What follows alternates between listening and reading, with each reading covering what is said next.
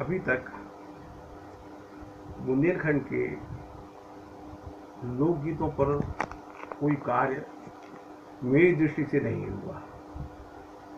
लोगों ने लोकगीत की जो शब्द रचनाएं हैं उनको संकलित करके ये हमने बुंदेलखंड के लोकगीतों का संकलन किया है। ये तो बुंदेली की रचनाएं हैं। लोकगीत तो उसकी धुन से निर्धारित होता है। एक ही छंद रचना को विभिन्न प्रकार से गाकर विभिन्न प्रकार के लोकगीत हो सकते हैं। यानी एक छंद है, राम राम केबू करे धरे रहो मन धीर, बेई काज समार हैं कृपा सिंधु रघुवीर। अब पूछा जाए इस लोकगीत का नाम बताइए अगर आपने संकलन किया है तो। यह लोकगीत ऐसे पढ़ने में नहीं यही कहा जा सकता है कि एक दोहा है। तो काव्य की भाषा में कविता के रूप में यह बेशक दोहा छंद है, लेकिन लोकगीत जब इसको गाया जाएगा तो इसकी धुन, जो चढ़ाव तार, उसकी लय ताल, वो उससे पता चलेगा कि ये लोकगीत कैसे है। जैसे इसी लोकगीत को गा रहे हैं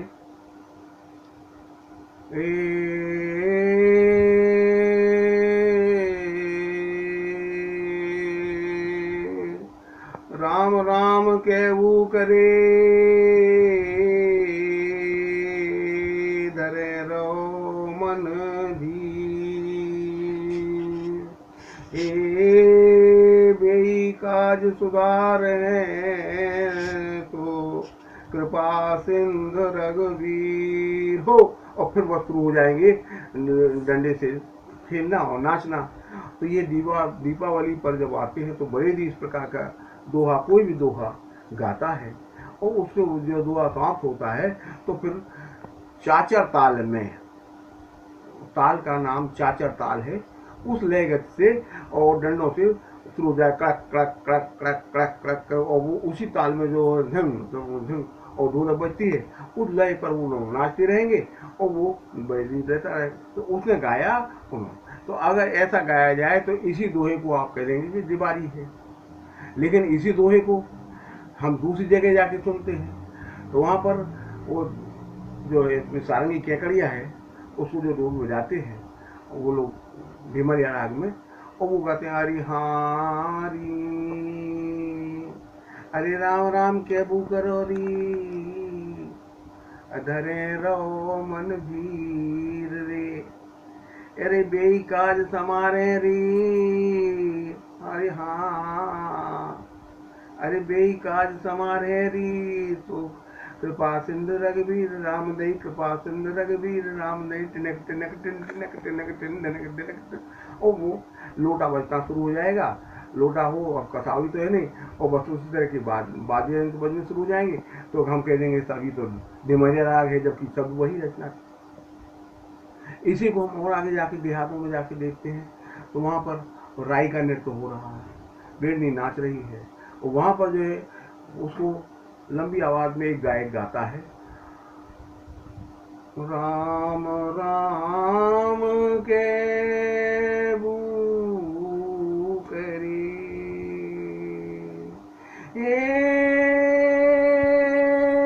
धरे रो मन धीर,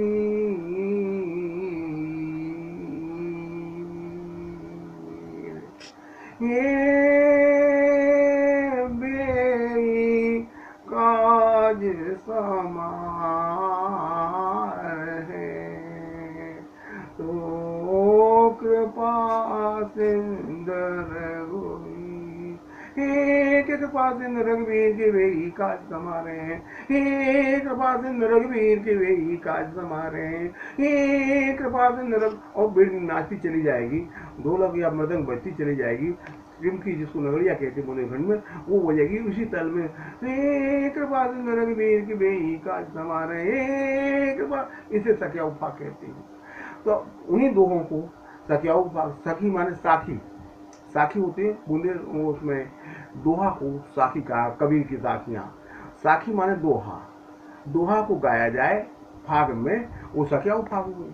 तो उस दोहे को जब हम इस तरह से गाएंगे, तो कहने का मेरा मतलब यह है कि बुंदेलखंड में जितने लोकगीत गाए जा रहे हैं, उन गीतों की केवल शब्द रचनाओं को संकलन करके हम संतोष करके बैठ जाए कि हमने बुंदेलखंड के लोकगीतों का संकलन किया है, उनका संरक्षण किया है, वो संभव नहीं है। अब हमारे सामने आज वीडियो कैमरे हैं, मोबाइल से भी आप बना रहे हैं, और इस तरह से हम लोग जाकर के उनको गांव के ठेठ गांव के जो गा रहे हैं उन गीतों को लें।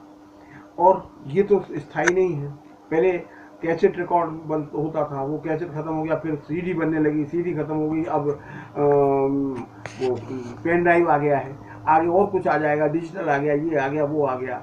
लेकिन इन रिकॉर्ड किए हुए दोनों को संगीत की स्वरलिपिबद्ध, उनकी लिपिबद्ध करना चाहिए, और लिपिबद्ध होकर के जब वो गीतों का संकलन होगा तो बुंदेलखंड के लोक संगीत को हम सुरक्षित कर सकते हैं। आज आकाशवाणी और दूरदर्शन जैसे सक्षम साधन हमारे पास में है, लेकिन उन साधनों का दुरुपयोग हो रहा है, क्योंकि बाजारीकरण के कारण से लोकगीत सम्मेलन हो रहे हैं। अब लोकगीत सम्मेलन में लोग जा रहे हैं और केवल बाजारू बनाए हुए लोकगीत, बनाई हुई धुनों में गा करके वाई वाई लूट रहे हैं और ढेर सारा पैसा कमा रहे हैं। इससे लोक संगीत का, बुंदेलखंड के लोकगीतों का